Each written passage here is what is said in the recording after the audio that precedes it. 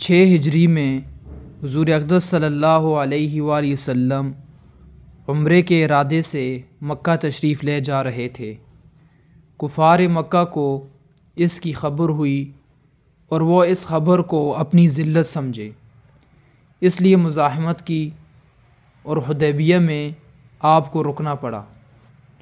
جان نثار صحابہ رضی اللہ عنہم ساتھ تھے جو حضور صلی اللہ علیہ وآلہ وسلم پر جان قربان کرنا فخر سمجھتے تھے، لڑنے کو تیار ہو گئے، مگر حضور اقدس صلی اللہ علیہ وآلہ وسلم نے مکہ والوں کی خاطر سے لڑنے کا ارادہ نہیں فرمایا اور صلح کی کوشش کی، اور باوجود صحابہ رضی اللہ عنہم کی لڑائی پر مستعدی اور بہادری کے حضور اکرم صلی اللہ علیہ وآلہ وسلم نے کفار کی اس قدر رعایت فرمائی کہ ان کی ہر شرط کو قبول فرما لیا۔ صحابہ رضی اللہ عنہم کو اس طرح دب کر صلح کرنا بہت ہی ناگوار تھا، مگر حضور صلی اللہ علیہ وآلہ وسلم کے ارشاد کے سامنے کیا ہو سکتا تھا کہ جانثار تھے اور فرمان بردار بھی، اس لیے حضرت عمر رضی اللہ عنہ جیسے بہادروں کو بھی دبنا پڑا۔ صلح میں جو شرطیں طے ہوئی ان شرطوں میں ایک یہ شرط بھی تھی کہ کافروں میں سے جو شخص اسلام لائے اور ہجرت کرے مسلمان اس کو مکہ واپس کر دیں، اور مسلمانوں میں سے خدا نخواستہ اگر کوئی شخص مرتد ہو کر چلا آئے تو وہ واپس نہ کیا جائے۔ یہ صلح نامہ ابھی تک پورا لکھا بھی نہیں گیا تھا کہ حضرت ابو جندل رضی اللہ عنہ ایک صحابی تھے جو اسلام لانے کی وجہ سے طرح طرح کی تکلیفیں برداشت کر رہے تھے اور زنجیروں میں بندھے ہوئے تھے۔ اسی حالت میں گرتے پڑتے مسلمانوں کے لشکر میں اس امید پر پہنچے کہ ان لوگوں کی حمایت میں جا کر اس مصیبت سے چھٹکارا پاؤں گا۔ ان کے باپ سہیل نے، جو اس صلح نامے میں کفار کی طرف سے وکیل تھے اور اس وقت تک مسلمان نہیں ہوئے تھے، فتح مکہ میں مسلمان ہوئے۔ انہوں نے صاحبزادے کو تمانچے مارے اور واپس لے جانے پر اصرار کیا۔ حضور صلی اللہ علیہ وآلہ وسلم نے ارشاد فرمایا کہ ابھی صلح نامہ مرتب بھی نہیں ہوا، اس لیے ابھی پابندی کس بات کی، مگر انہوں نے اصرار کیا۔ پھر حضور صلی اللہ علیہ وآلہ وسلم نے فرمایا کہ ایک آدمی مجھے مانگا ہی دے دو، مگر وہ لوگ ضد پر تھے، نہ مانا۔ ابو جندل رضی اللہ عنہ نے مسلمانوں کو پکار کر فریاد بھی کی کہ میں مسلمان ہو کر آیا اور کتنی مصیبتیں اٹھا چکا، اب واپس کیے جا رہا ہوں۔ اس وقت مسلمانوں کے دلوں پر جو گزری ہوگی اللہ ہی کو معلوم ہے، مگر حضور صلی اللہ علیہ وآلہ وسلم کے ارشاد سے واپس ہوئے۔ حضور صلی اللہ علیہ وآلہ وسلم نے تسلی فرمائی اور صبر کرنے کا حکم دیا اور فرمایا کہ عن قریب حق تعالی شانہ تمہارے لیے راستہ نکالیں گے۔ صلح نامے کے مکمل ہو جانے کے بعد ایک دوسرے صحابی ابو بصیر رضی اللہ عنہ بھی مسلمان ہو کر مدینہ منورہ پہنچے۔ کفار نے ان کو واپس بلانے کے لیے 2 آدمی بھیجے۔ حضور اقدس صلی اللہ علیہ وآلہ وسلم نے حسب وعدہ واپس فرما دیا۔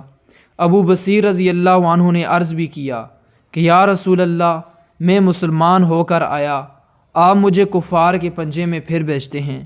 آپ صلی اللہ علیہ وآلہ وسلم نے ان سے بھی صبر کرنے کو ارشاد فرمایا اور فرمایا کہ انشاءاللہ عن قریب تمہارے واسطے راستہ کھلے گا۔ یہ صحابی ان دونوں کافروں کے ساتھ واپس ہوئے۔ راستے میں ان میں سے ایک سے کہنے لگے کہ یار، تیری یہ تلوار تو بڑی نفیس معلوم ہوتی ہے۔ شیخی بعض آدمی ذرا سی بات میں پھول ہی جاتا ہے۔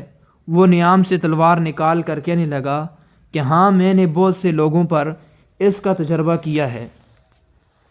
یہ کہہ کر تلوار ان کے حوالے کر دی۔ انہوں نے اسی پر اس کا تجربہ کیا۔ دوسرا ساتھی یہ دیکھ کر کہ ایک کو تو نمٹا دیا، اب میرا نمبر ہے، بھاگا ہوا مدینے آیا اور حضور اکرم صلی اللہ علیہ وآلہ وسلم کی خدمت میں حاضر ہو کر عرض کیا کہ میرا ساتھی مر چکا ہے، اب میرا نمبر ہے، اس کے بعد ابو بصیر رضی اللہ عنہ پہنچے اور عرض کیا کہ یا رسول اللہ، آپ اپنا وعدہ پورا فرما چکے کہ مجھے واپس کر دیا، اور مجھ سے کوئی عہد ان لوگوں کا نہیں ہے جس کی ذمہ داری ہو، وہ مجھے میرے دین سے ہٹاتے ہیں، اس لیے میں نے یہ کیا۔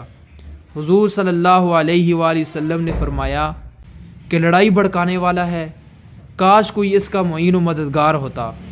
وہ اس کلام سے سمجھ گئے کہ اب بھی اگر کوئی میری طلب میں آئے گا تو میں واپس کر دیا جاؤں گا، اس لیے وہ وہاں سے چل کر سمندر کے کنارے ایک جگہ آ پڑے۔ مکہ والوں کو اس قصے کا حال معلوم ہوا تو ابو جندل رضی اللہ عنہ بھی، جن کا قصہ پہلے گزرا، چھپ کر وہیں پہنچ گئے۔ اسی طرح جو شخص مسلمان ہوتا وہ ان کے ساتھ جا ملتا۔ چند روز میں یہ ایک مختصر سی جماعت بن گئی۔ جنگل میں جہاں نہ کھانے کا کوئی انتظام، نہ وہاں باغات اور آبادیاں، اس لیے ان لوگوں پر جو گزری ہوگی وہ تو اللہ ہی کو معلوم ہے، مگر جن ظالموں کے ظلم سے پریشان ہو کر یہ لوگ بھاگے تھے ان کا ناطقہ بند کر دیا۔ جو قافلہ ادھر کو جاتا اس سے مقابلہ کرتے اور لڑتے، حتیٰ کہ کفار مکہ نے پریشان ہو کر حضور صلی اللہ علیہ وآلہ وسلم کی خدمت میں عاجزی اور منت کر کے اللہ کا اور رشتہ داری کا واسطہ دے کر آدمی بھیجا کہ اس بے سری جماعت کو آپ اپنے پاس بلا لے کہ یہ معاہدے میں تو داخل ہو جائیں اور ہمارے لیے آنے جانے کا راستہ کھلے۔ لکھا ہے کہ حضور صلی اللہ علیہ وسلم کا اجازت نامہ جب ان حضرات کے پاس پہنچا تو ابو بصیر رضی اللہ عنہ مرض الموت میں گرفتار تھے۔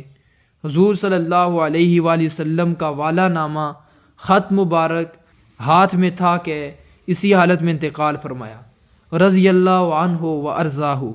فائدے میں شیخ صاحب لکھتے ہیں، آدمی اگر اپنے دین پر پکا ہو، بشرط یہ کہ دین بھی سچا ہو، تو بڑی سی بڑی طاقت اس کو نہیں ہٹا سکتی، اور مسلمان کی مدد کا تو اللہ کا وعدہ ہے، بشرط یہ کہ وہ مسلمان ہو۔